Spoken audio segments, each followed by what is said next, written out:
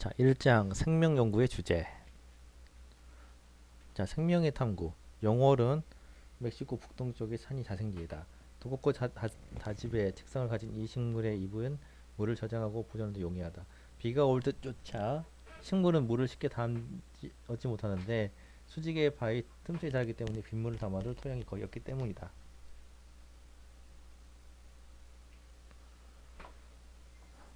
물을 저장하는 데 용어의 잎의 특성은 이 식물이 바위 틈새에서 생존하고 번성할 수 있게 해준다.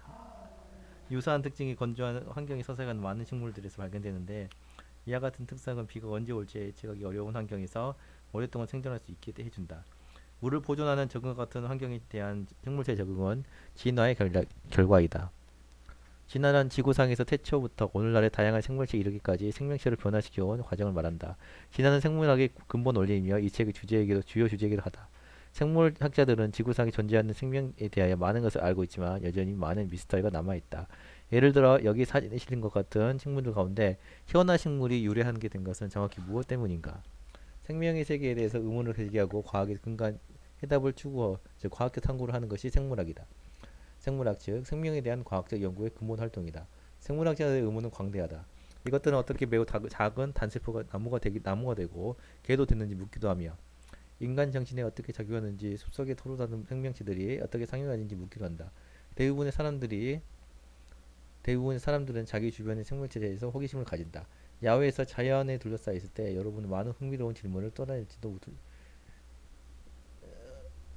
또 모른다. 그렇다면 여러분은 이미 생물학자처럼 생각하고 있는 것이다. 무엇보다도 생물학은 생명의 본질에 대한 끊임없는 탐구 과정이다. 생명이란 무엇인가? 심지어 어린애라도 거나 식물은 살아있는 생명체이나 바위나 잔디 깎기 기계는 그렇지 않음을 안다. 그러나 생명이라 부르는 현상은 한 문장으로 간단히 정의할 수 있는 것은 아니다. 우리가 생명체가 무엇을 하는지에 대한 근거하여 생명체를 인식한다. 그림 1-3은 생명체의 특성 및 생명현상의 일부를 강조해서 보여주고 있는 것이다. 그래서 뭐 보여주고 있지 여기요. 몇 장의 사진이 한장되어 있긴 하지만 그림 1-3은 생명체의 세계가 얼마나 다양한지를 단적으로 보여준다. 생물학자들은 이러한 다양성과 복잡성을 어떻게 이해할까? 여기서 시작하는 장에서는 이런 의문에 대한 답을 얻기 위한 기초의 틀을 제공한다. 이 장의 첫 부분은 몇 가지 통일된 주제로 구성된 생물학적 경관을 전체적으로 조망을 해볼 것이다. 그 후 생물학적인 가장 주요한 주제인 진화에 초점을 맞추었죠. 찰스 다윈이 자신의 이론을 받아들이게 된 논리적 주선을 살펴볼 것이다. 다음으로 과학적 탐구 방법, 어떻게 과학자들이 자연계에 대한 질문을 제기하고 그 해답을 얻게 됐는지를 살펴볼 것이다. 마지막으로 문화와 사회에 대한 영향을 의논할 것이다. 이 책의 주제들은 생물학의 서로 다른 영역들을 폭넓게 연결한다. 생물학은 광범위한 대상을 주제로 하고 있으며 유수 기사들은 날마다 벌어진 놀랍고 새로운 생물학적 발견들을 소개한다. 이러한 거대한 주제의 사실들이 하나하나 단순히 암기하는 것은 생명에 대한 일관성 있는 견해를 키워나가는 좋은 방법은 아닐 것이다. 더 나은 방법은 여러분이 배우고 있는 많은 것들을 생물학의 모든 영역에 스며 있는 일련의 주제에 연결시키는 것이다. 몇 가지의 큰 개념, 지금부터 수십 년 동안 계속 적용될 생명에 대한 개념에 대한 초점을 맞추면 생물학을 공부하면서 얻게 되는 모든 정보를 조리 있게 체계하는 데 도움이 될 것이다. 여러분에게 도움이 되도록 이 책을 공부하는 데 필요한 시금석으로 7가지 통일된 주제를 발제하였다. 주제, 생물학의 계층 구조가 각 수준에서 나타나는 창발적 특성. 생명의 연구는 생물체를 구성하는 분자, 세포 등의 현미경적 수준에서 생명체가 살아가는 생성 전체의 지구적 수준까지 이르기까지 확장된다. 우리는 이러한 거대한 범위를 생물학적 구성의 서로 다른 수준으로 나눠볼 수 있다. 우주에서부터 지구상의 생명체를 향해 점점 가까이 관찰한다고 상상해보자. 시기는 봄이고 우리의 목적지는 캐나다 온타리오에 있는 한 숲이며 궁극적으로는 분자의 수준까지 내려가서 단풍류를 탐구하게 될 것이다. 다음 두 쪽에 있는 그림 1-4에서는 이 생명체로의 여행을 설명하고 있다.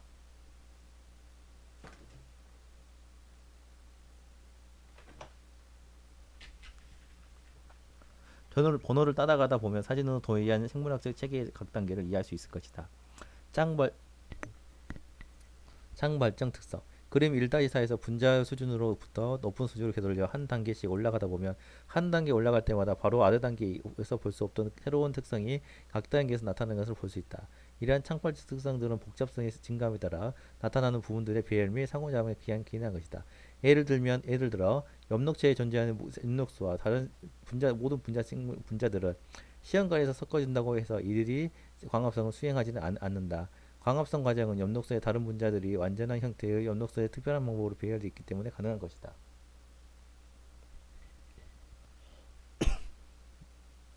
또 다른 예를 들어보면 사람 내의 미묘한 구조를 조절하는 심각한 외상이 생기면 비록 모든 뇌의 부분들이 여전히 있지만 정신이 정상적으로 기능하지 못하게 된다. 우리의 생각과 기억은 신경세포의 복잡한 네트워크가 나타나는 창발적 특성이다. 심지어 더 높은 생물학적 체계 즉 생태계 수준에서 보면 탄소와 같은 영양분의 순환은 다양한 생물체들이 그들 서로 간에 혹은 토양, 물, 공기와의 상호작용의 네트워크에 의존한다.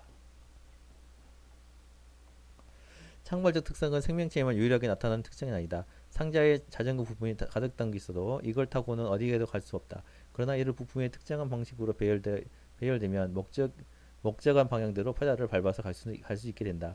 또한 연필 속의 심인, 흑연과 결혼 반지로 쓰이는 다이아몬드는 둘 다 순수한 탄소로 구성되어 있지만 탄소 원자의 쏟아는 배열 때문에 전환하던 형태의 특성을 가진다.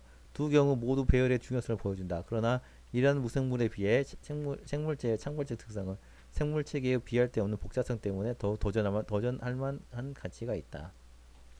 환원주의 효력과 한계.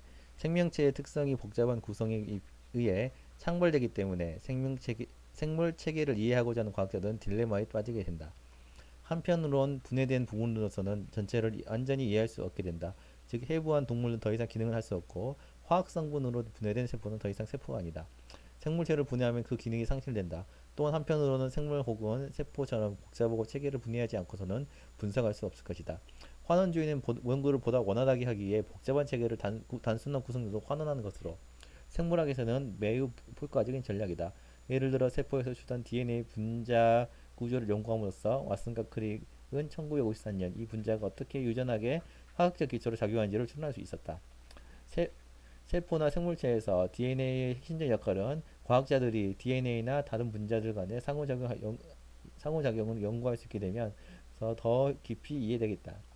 생물학자는 보다 높은 수준의 환원주의 전략과 창발성을 이해하는 전체적인 시각을 균형 있게 갖추어야 어떻게 세포의 생물체 더 높은 수준에서는 생태계의 각 부분들이 함께 작동하는지를 이해할 수 있을 것이다.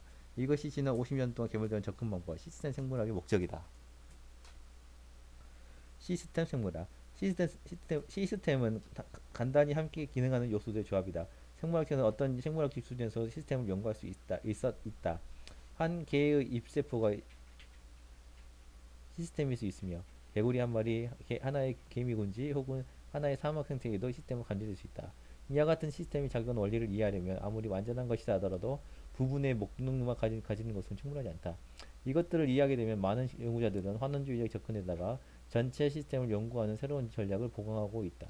이러한 연구 방법이 전환을 비유하자면 도시의 한 기퉁이 지면에서의 시각을 상공으로 옮겨감으로써 다양한 변수, 즉 하루 중에 시각이나 진행 중인 건설, 사고, 교통신의 오작동 등이 전체 도시의 교통역학에 어떻게 영향을 미치는지를 분석하는 것과 같다. 시스템 생물학은 전체 생물체계의 일단 요거 읽어볼게요. 자, 생물학적 구성될 단계들, 이런 생물권 있죠. 대륙과 대양이 분명히 인식하기 시작될 정도로 지구에 가까이 오면 생명체 자체, 즉 지구 행성의 습에 의해 나타나는 초록색 모자이크가 보이기 시작할 것이다. 이것이 지구상의 모든 생명체가 살고 있는 모든 장소인 생물권의 첫 번째 환경이다. 생물권은 대부분의 육상물, 수킬로미터의 고도에 대기, 심지어 대양의 바닥의 아래의 침전도와 지표면 아래의 수킬로미터의 바위를 포함한다. 생태계는 우리가 지표면 온타리오 근처로 접근하에 따라 겨울에 잎을 떨어뜨렸다가 다음에 봄에 새잎을 낳는 많은 식물, 화렵수로 이루어진 숲이 분명하게 드러난다. 이런 화렵수 숲은 생태계의 한 A다. 초원, 사막 혹은 바다, 산초 등은 다른 종류의 생태계이다. 생태계는 특정 지역에 살아있는 모든 생물 종류뿐만 아니라 토양, 물, 대기, 가스, 빛 등 생물체가 상용하는 무생물을 포함한다. 지구상의 모든 생태계를 다 포함해 생물권이 된다. 3번 군집. 특정 생태계에 거주하는 모든 생물체의 집단을 생물학적 군집이란다. 우리 숲생 세계는 많은 종류의 나무와 다른 생물들, 다양한 동물, 버섯, 곰팡이들을 포함뿐 아니라 너무 작아서 생명이 아니면 볼 수 없는 박테리아 같은 생물 등도 포함하고 있다. 이러한 생명의 각각 형태를 종이라고 부른다. 4개체군. 개체군은 특정한 지역 내에 생존하는 한 지역을 구성하는 모든 개체의 집합을 말한다. 예를 들어 우리 온타리오 숲에는 단풍나무로 이루어진 개체군과 북미 흑공 개체군 등이 있다. 우리는 이제 군집을 특정 지역에서 거주하는 개체군의 집합이라고 정의할 수 있다. 5. 생물. 개개의 생명체를 생물이란다. 숲속의 단풍나무나 여러 식물들은 각각 생물이며 사슴, 다람쥐, 개구리, 딱정벌들의 숲속 동물도 생물이다. 토양에는 박테리아 같은 미생물이 존재한다. 자, 6. 기관과 기관계. 우리가 좀 더 복잡한 생명의 계층 구조는 우리가 좀 더 복잡한 생물 개체의 구조를 탐구함에 따라 한층 더 펼쳐진다. 단풍나무 잎은 신체 중에서 특정한 기능을 수행하는 부위인 기관에 의가 된다. 줄기와 뿌리는 식물의 또 다른 주요 기관이다. 인간 기관의 예로는 뇌, 심장, 간 등을 부를 수 있다. 인간이나 다른 복잡한 동물의 기관들은 특별한 기능을 수행하도록 조직되어 기관계를 형성한다. 예를 들어 인간의 소화계는 혀, 위, 장 등으로 구성된다. 이 기관은 몇 가지 조직으로 구성된다. 조직. 7번 조직. 다음 단계로 식물의 조직을 알아보기 위해서는 현미경이 필요하다. 각 조직은 특별한 기능을 수행하며 함께 일하는 세포 그룹으로 구성된다. 옆 사진에 있는 잎은 이 단면을 보기 위해 잘려 있다. 앞 잎 내부에 있는 벌집 모양의 조직은 광합성, 즉 빛의 에너지를 당과 같은 화학 에너지 전환시키는 주 장소이다.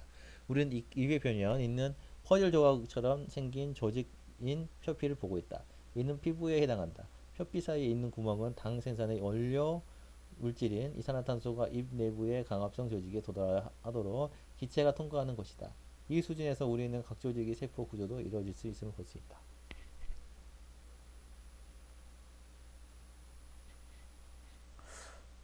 자, 8번 세포. 세포는 생명체 기본 구조 및 기능 단위다.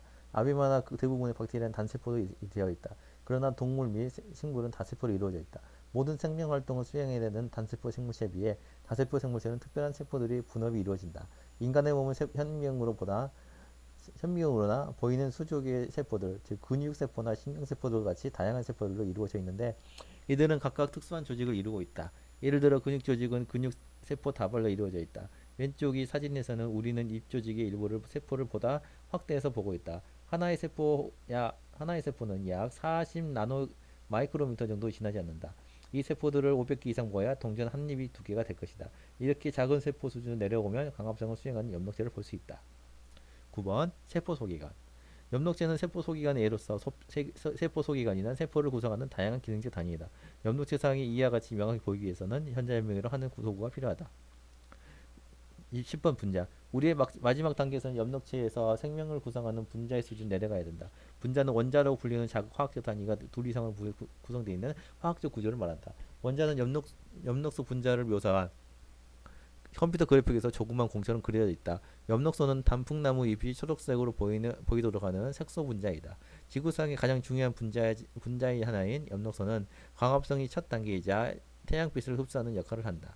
각 엽록체 안에는 수백만 개의 엽록소와 다른 보조 분자들이 조직화되어 빛 에너지를 음식물 속의 화학 에너지로 전환시킨다.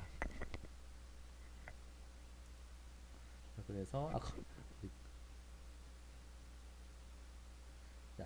시스템 생물학은 전체 생물 체계의 동적 행동 을 시스템 각 부분의 상호작용 연구를 기반으로 모형하는 방법이다. 성공적인 모형은 하나 이상의 변수가 변할 때 다른 구성 요소 혹은 전체 시스템이 어떻게 영향을 받는지를 예측하게 해준다. 따라서 시스템적 접근은 새로운 종류의 의문을 제기하도록 해준다. 혈압을 떨어뜨리는 약은 인간 체내에서 여러 기관들의 기능에 어떤 영향을 줄까? 작물의 물 공급을 증가시키면 식물체 내의 여러 중요한 작용, 인간 영양에 필수적인 분자의 저장 등에 어떤 영향을 미칠까? 대기 중에 이산화탄소의 점차 증가가 생태계나 전 생물을 어떻게 변화시킬까? 시스템 생물학의 궁극적 목적은 이와 같은 의문의 답을 구하는 것이다. 시스템 생물학은 모든 수준에서 생명을 연구하는 것이다. 20세기 초반 동안의 동물 생리학자들은 혈당량 조절과 같은 작용을 어떻게 다양한 기관들이 조절해 하는지에 대한 데이터를 총합해 분석하기 시작했다. 또 1960년대에서는 60년대에는 생태계를 연구하는 과학자들이 수학적으로 복잡한 시스템적 접근에서 선구자적이라 연구를 할 수 있는 염분 습지와 같은 생태에서 생물종과 무생물 요소들 간의 상호작용 네트워크를 도시가는 정교한 모형을 만들어 활용하였다. 나중에 DNA에 대해서 논의할 때 다시 언급하겠지만 좀 더 최근에는 시스템 생물학이 많은 종의 DNA 염기 서열을 분석을 이용해 분자, 세포 수준에서 잘 설명하고 있다. 주제, 생물체는 다른 생물체 및 물리적 환경과 상호작용한다. 이번에는 숲에 초점을 맞추어 그림 1.4로 다시 돌아가 보자. 모든 생태계에는 각 생물체가 다른 생물체와 물리적 요인들로 이루어져 진 환경과 끊임없이 상호작용한다. 예를 들어서 나뭇잎은 태양으로부터 빛 에너지를 흡수하고 공기 중으로 이산화탄소를 받아들이며 공기 중으로 산소를 방출하며 식물과 환경 모두 그들 가운데 상호작용에 의한 영향을 받는다. 예를 들어 식물은 뿌리를 이용하여 토양 속에 무기염류와 수분을 흡수하고 뿌리는 바위를 깨뜨림으로써 토양이 만들어진 데 일조한다. 전 지구적 구조도는 식물과 여타 광합성 생물들이 공기 중 모든 산소를 생산하는 것이다. 나무로 또한 다른 생물체에 상호작용하는데 뿌리에 얽혀있는 토양 미생물이나 나무에서 살아가는 곤충, 잎이 잎과 열매를 먹는 동물과 상호작용을 하고 있다. 생물체들 간의 상호작용은 궁극적으로는 생태계 영양분의 순환을 야기한다. 예를 들면 나무에 의해 흡수된 무기염류는 낙엽이나 죽은 뿌리 또 혹은 다른 유리 자기물을 분해하는 다른 생물들에 의해 결국 뿌리 토양으로 되돌아간다. 이 무기염료는 다시 식물에 의해 흡수될 수 있는 형태로 바뀔 것이다. 모든 생물종과 마찬가지로 우리는 인간들도 환경과 상호작용한다. 불행히도 우리의 상호작용은 때로 엄청난 결과를 가져온다. 예를 들면 1800년대 산업혁명 이래도 화석연료, 척탄석유 가스의 연소는 엄청난 속도로 증가하고 있다. 현대 산업사회에서 삶의 양식은 엄청난 양의 이산화탄소를 포함하여 가스 혼합물을 대기 중에 내뿜게 한다. 인간이 만드는 이산화탄소의 약 절반이 대기 중에 머물러 있어서 이 지구 행성을 둘러싼 온실력 우리처럼 지구를 덮이는 목사 에너지를 받아들이고 지구 바깥으로 열을 발산시키는 것을 차단하고 있다. 과학자들은 이러한 온실효과, 즉 그린하우스 에펙트 때문에 1900년 이래도 지구의 평균 기온이 1도 올랐으며 21세기 동안 더욱 올라서 평균 기온이 적어도 3도 증가할 것이라고 내다보고 있다. 전 지구적 기후 변화, 글로벌 클라이밋 체인지 의 주요 양상인 지구온난화는 이미 지구 행성 전 영역에 걸쳐 생명체와 그들의 서식 환경에 엄청난 영향을 끼치고 있다. 북극곰은 그들이 사냥하는 빙판의 상당 부분을 이미 잃었으며 많은 설치류와 식물들은 고위도 지역으로 그들이 서식지를 옮겨갔고 설새들은 그들의 이동 날짜를 변경해야 했다. 오직 시간만이 이러한 변화가 어떤 결과가 낳게 될지 알려줄 것이다. 과학자들은 오늘날 당장 화석연료의 연소를 하더라도 산업혁명 이전의 CO2 수준으로 데려가기 위해서는 수세기에 걸릴 것을 예측하고 있다. 이러한 시나리오는 거의 불가능하기 때문에 전 지구적 기후변화가 지구와 그에 생존하는 생물종에 미치는 영향에 대해서 우리가 할 수 있는 모든 것을 배우는 것이 절박한 상황이다. 이걸 놔둬요? 아우 이런.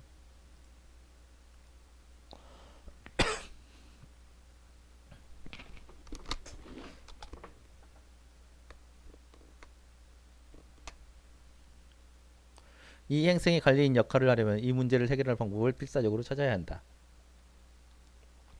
주제, 생명은 에너지 전달과 변화를 필요로 한다. 그림 1.5에서 보는 것처럼 나뭇잎은 태양빛을 흡수한다. 태양으로부터 에너지 투입은 생명을 가능하게 한다. 살아있는 생물체의 근본적인 특성 중 하나는 생명활동을 이행하기 위해서 에너지를 사용하는 것이다.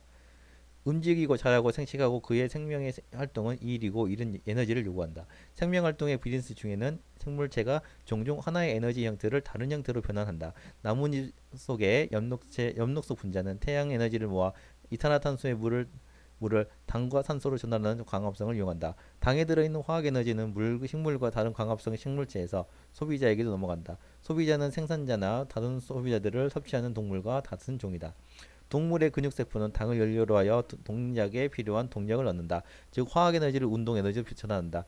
잎속의 세포는 당을 이용하여 잎의 성장 동안 필요한 세포 증식 과정을 이용한다.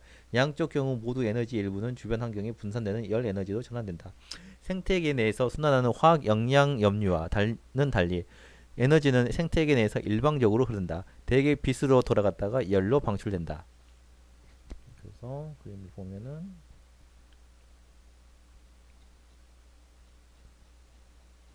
주제, 생물학적 구성의 모든 수준에서 구조와 기능은 깊은 연관성을 가진다. 그림 1.4에서 명확하게 드러난 또 다른 주제는 형태와 기능이 잘 맞아떨어진다는 아이디어다. 이는 일상생활에서도 쉽게 인식이 된다. 예를 들어 드라이버는 나사를 재거나 풀기에 적합한 형태이며 망치는 못을 바꿀 때 적합한 형태이다. 공구가 어떻게 작용하느냐 하는 것은 그 구조와 밀접한 연관성을 가진다. 이를 생물학에 적용하면 이 주제는 생명체의 해구 구조에 대한 지침이 된다. 그림 1.4에서 볼 수 있는 애는 잎이다. 잎의 얇고 납작한 형태는 엽동체가 빛을 최대한 많이 흡수하게 해준다. 생물학적 구조를 분석하면 이것이 무엇을 하며 어떻게 작용하는지에 대한 단서를 얻을 수 있다. 역으로 그 기능을 이해하면 그 구조가 어떻게 해야 하는지 짐작할 수 있다. 동물계에서 볼 수 있는 새의 날개는 구조 기능이라는 주제의 또 다른 예가 된다. 생명을 탐구할 때 서로 다른 수준에서 구조를 관찰하면 매번 그 기능적인 아름다움을 발견하게 된다. 주제, 세포는 생물체의 구조와 기능을 위한 기본 단위이다. 생명체의 기층 구조에 있어서 세포는 모든 생명 활동을 수행하는데 최소 구성 단위라는 측면에서 특별하다. 게다가 생물체의 모든 활동은 세포의 활동에 기초한다. 예를 들어 여러분이 이 글을 읽을 때 하게 되는 안구 운동은 근육세포와 신경세포의 활동에 기여한다. 심지어 탄소의 순환과 같은 전 지구적 현상도 궁극적으로는 이 세포에 있는 엽록체의 광합성을 포함하는 세포 활동이 누적된 작용의 결과이다. 따라서 세포가 어떻게 작용하는가 하는 문문은 생물학의 주요 연구 주제가 된다. 모든 세포는 일정한 특징을 공유하고 있다. 예를 들어 모든 세포는 환경과 세포 간의 물질을 교절하는 세포막에 있어 둘러싸여 있다. 그리고 모든 세포는 유전 정보를 DNA 형태로 저장하고 있다. 우리는 세포를 두 가지 형태, 즉 원핵세포와 진핵세포로 크게 구분할 수 있다. 박테리아 고세균이라 부르는 두 미생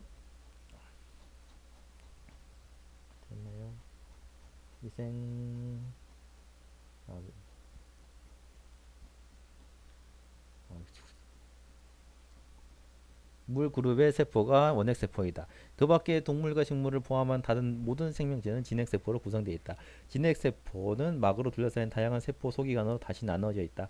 대부분의 진핵세포에서 가장 큰 세포 소기관은 핵이며 그 안에 DNA를 저장하고 있다. 다른 세포 소기관은 세포질 안에 내지안에 있으며 세포질은 핵과 세포와 막을 제외한 세포의 모든 부위를 포괄한다. 그림 1.4에서 본 엽록체는 광합성을 수행하는 진핵세포의 속의 세포 소기관이다.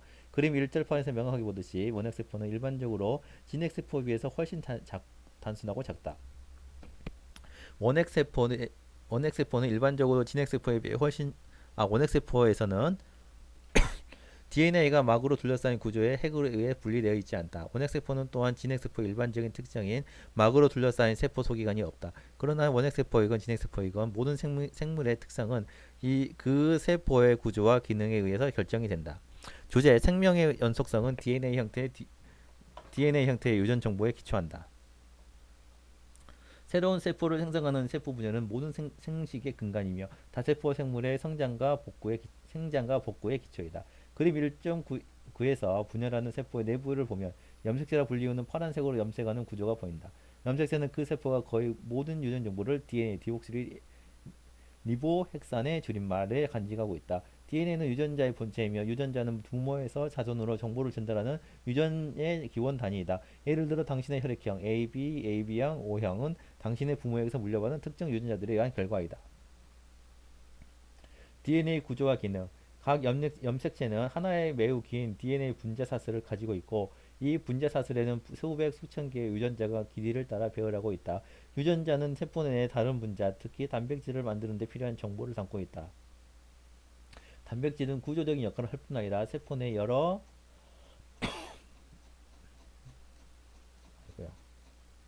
가지 작업을 여러 가지 작업을 수행하는 역할을 맡고 있다. 따라서 단백질은 세포의 정체성을 정체한다. 염색체의 DNA는 세포가 분열을 준비할 때 복제한다. 따라서 두 딸세포는 모세포가 가진 완전한 세트의 유전자들을 물려받을 수 있게 된다. 우리를 모두는 부모에게서 물려받은 DNA를 담고 있는 하나의 세포에서 생명을 시작했다. 이러한 DNA는 복제 과정을 통해서 우리 몸을 구성하는 수조 개의 세포 각각의 유전자를 전달하게 된다. DNA는 생명체 내의 전 발달 과정과 유지를 통제하게 되며 간접적으로는 그 생물체가 행하는 모든 것을 통제하게 된다. 그림 1-10은 DNA는 중앙 데이터베이스 역할을 한다. DNA 분자 구조는 정보를 저장할 수 있는 능력을 잘 보여준다. 각각의 DNA 분자는 이중나선에 불리는 두 개의 긴 사슬을 넣고 이루어져 있다. 각 사슬은 뉴클레오타이드로 불리는 네 종류의 화학 단위체 A, T, C 그리고 D로 연결되어 있다. 그림 1-11.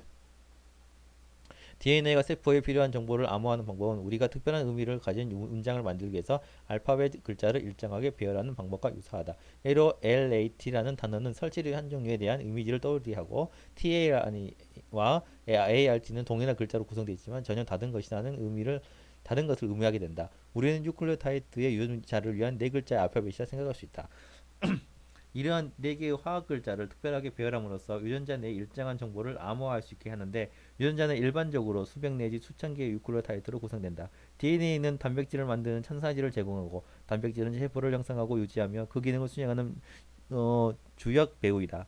예를 들면 박테리아 유전자가 담고 있는 정보는 박테리아 세포막의 특정 단백질에 대한 생산을 명령하는 반면 인간 유전자에 들어있는 정보는 생장을 촉진하는 호르몬 단백질을 명령할지도 모른다. 다른 인간 단백질도 근육세포의 수축에 관여하는 단백질, 항체라 불리는 방어 단백질을 들 수가 있다. 효소는 특정 화학 반응을 촉매를 촉진시키는데 이들은 대부분 단백질이며 모든 세포에 있어서 매우 중요하다. 유전자의 DNA는 RNA라 불리는 유사한 종류의 외계체를 활용하여 단백질 생산을 간접적으로 통제한다. 유전자를 따라 배열된 염기서열은 RNA로 전사된 뒤 특정한 구조와 기능을 가진 단백질로 해석된다. 유전자 속에 들어있는 정보에 따라 세포 산물을 생산하는 이 전 과정을 일컬어 유전자 발현이라 한다. 유전자를 단백질로 해독하는 과정에서 모든 형태의 생물체는 근본적으로 동일한 유전자 부호를 사용한다. 특정 염기서열은 모든 생명체에서 동일한 의미를 일깨진다. 생물체 간의 차이는 그들 간의 염기서열의 차이 때문에 나타나는 것이지 유전보의 차이 때문에 나타나는 것이 아니다. 세포의 모든 RNA가 다 단백질로 해독되지 않는다. 일부 RNA는 다른 중요한 역할을 수행한다. 수십 년 동안 우리는 특정한 종류의 RNA 분자들이 단백질을 생산하는 세포 내 기구의 구성 성분으로 작용함을 알고 있었다. 최근에는 과학자들이 단백질을 암호화하는 유전자 기능을 조절하는 등 전혀 다른 세포 내에서 기능을 수행하는 새로운 종류의 RNA를 발견하기도 했다. 이러한 종류의 RNA도 모두 유전자의 정보가 담겨 있으며 그들의 전사 과정도 유전자 발현이라고 부른다. 단백질과 RNA를 만드는 명령은 수행함으로써 그리고 각각의 세포 분열 과정에서 복제됨으로써 RNA는 세대에서 세대로 유전 정보에 충실한 대물림을 보증하고 있다. 유전체약 DNA 서열의 대량 분석 한 생물체가 유전을 통하여 다음 세도 물려주는 유전 정보의 총합 즉 전체 도서관을 유전체라고 한다. 일반적으로 인간 세포에서는 두 벌의 유사한 염색체를 가지고 있고 한 벌의 염색체에서는 약 30억 염기쌍이 들어있다. 이러한 염기서열을 여러분이 읽고 있는 크기의 글자로 하나씩 써놓으면 이 책 크기에 해당하는 책 600권을 가득 채울 수 있을 것이다. 이 유전체 도서관에는 약 7만 5천 즉 3만 5천 곱하기 개 정도의 단백질에 대한 유전자 정보와 아직 그들의 그 수를 알 수 없는 RNA 분자에 대한 정보로 들어있다. 1990년대 초 이래로 유전체의 염기서열을 결정할 수 있는 속도가 기술혁명에서 미룰 수 없을 정도로 빨라졌다. 새로운 방법과 그림 1-12에서 보여주는 DNA 염기서열 결정기기 발전기 이러한 변화를 이끌었다.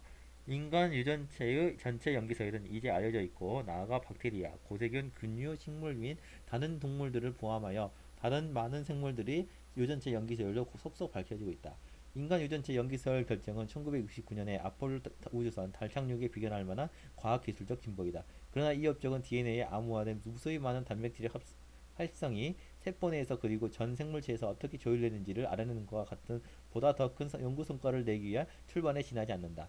유전체 염기서열 분석으로부터 쏟아져 나오는데 데이터와 엄청난 양의 단백질에 대한 기능 정보를 효과적으로 활용하여 생물을 이해하기 위해서는 세포 및 분자 수준에서 시스템적 접근이 필요하다. 한 번에 하나의 유전체를 연구하는 것보다 한 종의 전체 유전자를 연구하고 중간 종의 유전체를 연구하는 유전체학의 연구로 방향이 선회하고 있다. 세 가지 중요한 연구 개발이 유전체 접근을 가능하게 하였다. 하나는 대량 연구로, 즉 하이트루풋 기술로서 생물 재료를 매우 빠르게 분석하고 엄청난 양의 데이터를 생성하게 한다. 인간 유전체 프로젝트를 가능하게 했던 DNA 자동 연기설 장치는 대량 연구 기술 장치 중 하나이다. 두 번째는 생물 정보학인데, 이는 대량 연구 기술로서 얻어진 엄청난 양의 데이터를 저장하고 체계화하고 분석하는 컴퓨터 연산 도구를 활용하는 것이다. 세 번째 주 발달 요소는 생물학자를 포함한 컴퓨터 과학자, 수학자, 공학자, 화학자, 물리학자 등 다양한 분야의 전문가들이 어우러진 학자가 연구팀의 구성이다. 주제: 대먹임 기작이 생물 체제를 조절한다. 교통 흐름을 조절하고 통제하는 것이 한 도시가 부드럽게 기능하는 데 필요하듯이, 생물학적 과정의 조절은 생물계의 작동을 위해서 대단히 중요하다.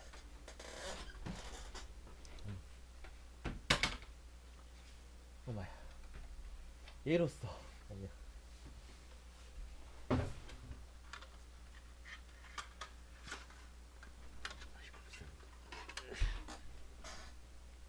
예로서 근육을 생각해보자. 운동 중 근육세포가 더 많은 에너지를 요구하게 되면 연료를 제공하는 당분자의 소비가 증가하게 된다. 반대로 휴식을 취하고 있을 때에는 다른 일련의 화학 반응이 진행되어 이잉의 당을 연료 저장 물질로 전환하게 된다. 대부분의 세포 화학 반응처럼 당을 분해하거나 저장하는 화학 반응은 효소라고 불리는 특정 단백질에 의해 가속 혹은 촉매된다. 각각의 요소는 특정한 화학 반응을 촉매한다. 많은 경우 이러한 반응이 연결되어 화학 경로를 이루고 있고, 자, 역자주가 뭐냐면 아까 그 7만 5천 개 해놓고 3만 5천 개 했는데, 이 교과서에서는 7만 5천 개로 기술되어 있으나 과학계에서 일반적으로 3만 5천 개로 받아들이고 있으며, 명확히 단백질에 대한 정보 이미 확인된 2만 3천 개도 정확히 해당하는 학자들도 있음. 교과서 수준에서는 3만 5천 개도 기술하는 것이 바람직한 것 같음. 교과서의 7만 5천 개는 분명히 지나치게 많음. 그래서 각 단계에서는 저마다 고유한 효소가 필요하다. 어떻게 세포들은 여러 가지 화학 경로들을 지금 몇 쪽이 열장 마지막이네요. 마지막. 각 단계에서는 저마다 고유한 효소가 필요하다. 어떻게 세포들은 여러 가지 화학 경로를 조절할 수 있을까? 이에서 언급된 당 조절의 경우 어떻게 세포는 당의 소비와 저장이라는 상반된 경로를 조절하여 연료의 수요 공급을 맞출 수 있을까? 해당은 많은 생물학적 과정에 존재하는 데모긴 기작에 의한 자율적 조절의 능력이 있다.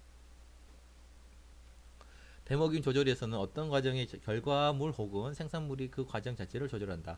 생명체에 있어서 가장 일반적인 조절 형태는 음성 데모김인데, 네거티브 피드백, 이를 통해 어떤 과정이 최종 산물이 추적되면 그 과정 자체가 늦추어지게 된다. 예를 들어 세포는 당을 분해하여 ATP라는 물질의 형태로 에너지를 얻게 되는데,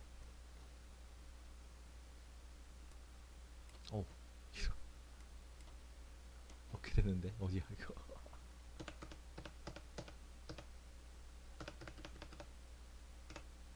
잠깐만. 얻게 되는데 ATP가 지나치게 축적되면 데모긴 과정을 통해 대사 경로의 출발점 근처에 작용하는 효소를 억제하게 되는 것이다. 그림 1-1.13a. 음성 데모긴보다는 더 일반적이지만 양성 데모긴의 즉 파지티브 피드백에 의해서 조절되는 생물학적 과정도 많이 있다. 양성 데모김은 최종 산물이 그의 생산을 더욱 촉진시키는 조절 방식을 말한다. 상처에 반응하여 일어나는 혈액인구가 좋은 A다. 혈관이 상처를 받게 되면 혈소판이라 불리는 혈액 내 구조물이 그 자리에 서로 뒤엉켜 붙게 된다. 이때 혈소판에 의해 분비된 화학물질이 더 많은 혈소판으로 상처 부위로 끌어당기는 양성대모김이 일어난다. 그러면 혈소판 덩어리가 딱지가 되어 상처 부위를 밀봉하는 복잡한 과정이 진행된다. 데모김은 분자 수준에서 생물권 수준에 이르기까지 생명체의 모든 수준에서 공동적으로 일어나는 조절 양식이다. 이러한 조절은 생명체계가 단순한 부분의 합이 이상이 되게 하는 통합의 좋은 A다. 진화, 생물학의 최상위 주제. 이 책을 관통하는 다른 많은 주제를 살펴보았으니 이제 생물학의 핵심 주제, 진화에 대해서 살펴보자. 진화는 살아있는 생명체에 대해 우리가 알고 있는 모든 것을 설명하는 하나의 개념이다. 생명체는 지구상에 수십억 동안 진화하였고, 그 결과 무수히 다양한 종류의 과거, 현재의 생물 종들을 출현시켰다. 그러나 이러한 다양성에도 불구하고 많은 공통점들이 생명체에서 발견된다. 예를 들면 그림 1.3의 해마, 산토끼, 벌새, 악어, 기린 등이 서로 다른 모습을 가지고 있지만 그들의 뼈대 구조는 기본적으로 비슷하다. 이러한 통일성과 다양성 및 각자 처한 환경에 대한 적응에 관한 적절한 과학적 설명은 진화, 즉 현존하는 생명체는 공통 조상으로부터 유래한 변형된 후손이란 개념이다. 바꾸어 말하자면 두 생물체에 나타나는 공통적인 특징은 공통 조상에서 유래했기 때문이라고 설명할 수 있고 차이점은 서로 다른 경로로 진행된 유전적 변화 때문이라고 설명할 수 있다. 많은 종류의 진화가 일어났음을 보여주고 있고 진화를 설명하는 이론을 뒷받침하고 해준다. 다음에는 진화의 근본적인 개념들을 살펴보자. 그래서 개념 확인 문제 1.1 드디어 끝났습니다. 그림 1.4에서 각 생물학적 수준에 따라 다음 낮은 수준을 포함하는 문장들을 만들어 보자. 보라. 보기 군집은 특정 지역에 거주하는 여러 종의 개척운으로 이루어진다. 2번. 다음은 어떤 종류의 주제들을 예시하는가? A. 고슴도치의 뾰족한 가시. B. 한 개의 세포로부터 식물체를 복제. C. 비행 동력을 얻기 위해 당을 이용하는 벌새. 3번. What if? 이 절에서 논의한 각 주제들에 대하여 이 책에 언급되지 않은 예를 보라. 예를 들어보다. 여기까지입니다. 오늘은.